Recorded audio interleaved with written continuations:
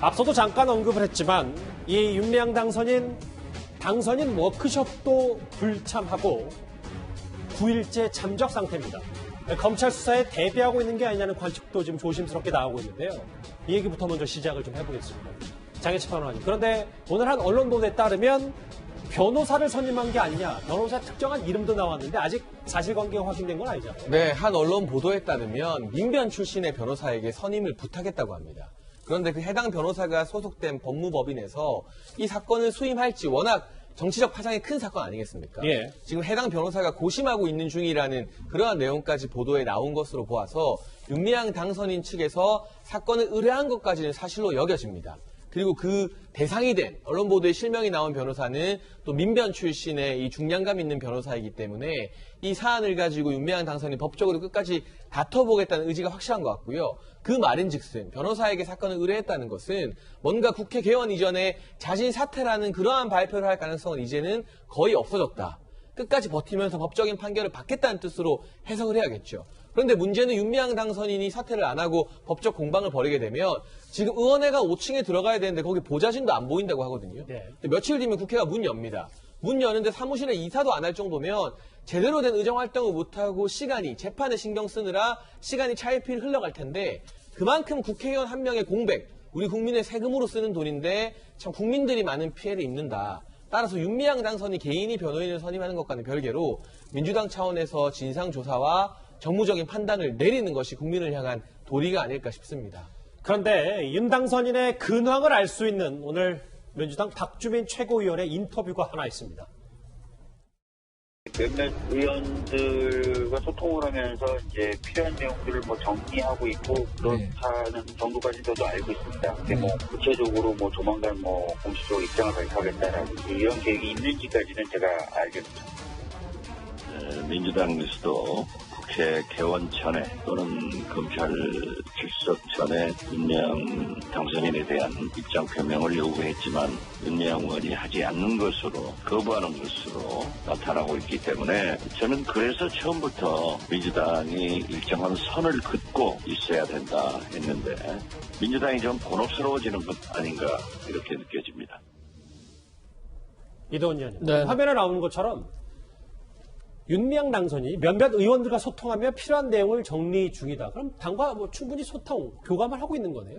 그런 것 같습니다. 당 지도부 일부 그리고 함께 시민 활동을 했던 시민 단체 출신 아마 여성 의원들 가능성이 크죠.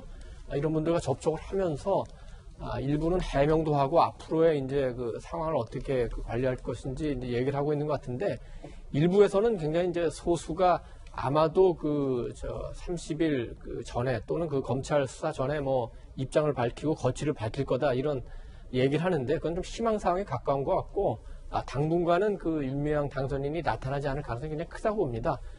오늘이 27일이니까 이제 사흘 남았기 때문에 이제 의원 신분으로서 해명을 하든 아니면은 검찰 수사를 받든 이렇게 할 것 같고 그렇지만 지금 전체적인 상황이 의원이 된다 하더라도 윤미향 당선인에게 크게 유리한 건 없는 것 같습니다. 검찰 수사도 어차피 범죄를 보고하는 거기 때문에 신분이 당선인이든 의원이든 크게 영향은 받지 않을 거로 보고 검찰도 그런 의지를 갖고 수사를 하는 것 같고 전체적인 분위기는 아까 저희가 논의를 했습니다만 당내에서도 굉장히 안 좋은 여론이 많은 데다가 좀 전에 저희가 얘기를 나눴습니다만 같은 편이라고 생각해서 거기에 대표적인 단체에 가서 변호인을 의뢰했는데 거기서 난색을 표시하는 것은 현재 윤미향 당선인이 처해진 현실을 가장 적나라하게 보여주는 거다. 이렇게 얘기할 수 있겠습니다. 이도훈 의원님이 잠깐 정리해 주셨지만 그럼에도 불구하고 이런 얘기가 있잖아요. 그러니까 오늘이 5월 27일이니까 모레 안에 김종욱 교수님. 네. 모레 안에 검찰이 부르면 당선인이고 네.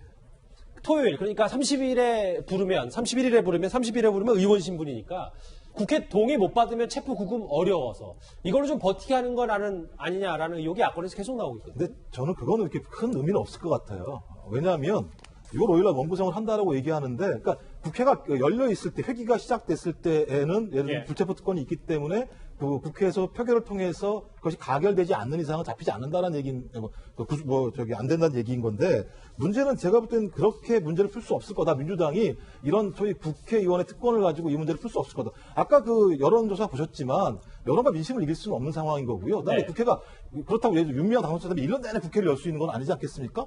그러니까 만약 한 달 동안 개원하게 되면 그 다음 달 개원을 못 하게 되면 그 과정에는 검찰이 부르면 가서 소환에 응하고 조사를 해야 되는 상황이니까요. 저는 그래서 그렇기 때문에 민주당이 빨리 좀 진상조사를 하고 사실관계를 밝혀서 문제가 될 것 같다라고 얘기한다면 정리를 해야 되는 거죠. 자기 입장에서요. 만약 진짜 문제가 없다고 그러면 끝까지 막아야 되겠죠. 근데 문제가 있다면 거기에 맞게 대응한다는 생각이 들기 때문에 마지막으로 말씀드리고 싶으면 여론과 민심은 못 이긴다. 177석도. 알겠습니다. 이런 말씀을 드리고 싶습니다. 그 이동원 의원님과 김종욱 교수님 얘기는 의원 신분이든 현역 의원 신분이든 당선 신분이든 검찰이 수사해서 부르는 데는 그렇게 큰 변수는 아닐 것이다. 그런데 어쨌든 검찰 수사로 넘어간 윤미향 사태 속에서도요. 오늘 정의연 측이 이용수 할머니 두 번째 기자회견 직후에 첫 수요 집회를 열었습니다. 검찰 수사에 대한 심경도 담겼습니다. 목소리 같이 들어보시죠. 정의기억 연대의 지난 한 주는 고통과 좌절, 절망과 슬픔의 시간이었습니다. 20일과 21일 양일에 걸쳐 검찰의 압수수색이 진행되었습니다. 몸이 편치 않으신 기론옥 할머니께서 계시는 마포 쉼터에까지 들이닥쳤습니다. 쉼터 자료를 이미 제출하기로 검찰과 합의한 터라 충격과 서글픔은 이루 말할 수 없었습니다. 그럼에도 정의연은 검찰의 모든 수사 절차에 지금까지 협조적이었음을 공정한 수사와 신속한 의혹 해소를 기대하고 있기 때문입니다. 정의연 측은 오늘 수요 집회에서 할머니 공격 자제해라. 뭔가 너무 의혹 제기에 치중하지 말라 여러 목소리를 던졌는데 그런데 당분을 했는데 새로운 논란은 계속해서 불거지고 있거든요. 하종대 국장. 예. 정의연이 올해 모금 목표액을 발표했는데 모금액 중에 피해자 지원 사업이 단 5천만 원, 2.5%, 3% 수준도 안 돼요. 이 부분은 문제 제기를 좀 받아야 되는 건 아닌지. 당연하죠. 사실 20억 원 내에서 사실 피해자들을 지원하는 게 저는 최소 50%는 넘어야 된다고 봅니다. 그래야 이게 정의연이 위안부 할머니들을 위한 조직이라고 할 수 있는 거지. 저기에서 단돈 5천만 원, 2.5%를 쓴다? 사실은 이게 이제 보면은 2017년에는 그래도 좀 많이 썼어요. 73%? 예. 근데 그때는 왜 그랬냐면 정의연에서 할머니들한테 일본 돈 안 받은 사람들한테 8명한테 8억 원을 줬기 때문에 그런 거예요. 그 다음에 2018년에 22%, 작년 6%.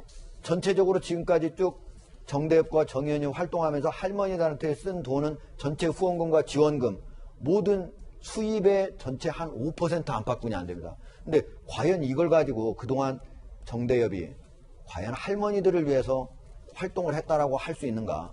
오히려 그냥 거기에서 활동하는 사람들의 각종 다양한 사업을 하려고 했던 거 아니냐. 여기 이번 같은 경우에도 보면은 가장 큰 올해 사업이 대외협력 사업인데 그중에서 김복동 센터 사업 비용이 12억 9천만 원이요. 이것도 우간다에서 안 된다니까 미국에서 짓겠다. 전체가 20억 든다. 그중에 올해 13억 가까이 쓰겠다. 이런 건데 이렇게 하는 운동 방식이 과연 맞는 거냐. 할머니들의 불만이 나올 수밖에 없는 그런 방식이라고 봅니다. 장혁식 평론가님, 조금 더 구체적으로 들어갔을 때 결국 정리를 좀 해보면 홍보, 대외 업력에 이렇게 돈을 많이 쓰는 것 자체가 이용수 할머니의 지금까지 주장에 좀 신빙성을 더하는 구체적인 수치가 좀 드러난 겁니까? 그렇죠. 사실 수치만 따지고 보게 되면 거의 피해자 지원 사업에는 돈을 쓰지 않았다고 말해도 과언이 아닐 정도입니다. 지금 하종대 국장이 말한 2017년의 특이한 케이스를 제외하게 되면 2018년 같은 경우도 6억 3,560만 원의 기부금을 모았는데 피해자 지원 사원에 쓴 금액이 2,240만 원밖에 안 됩니다.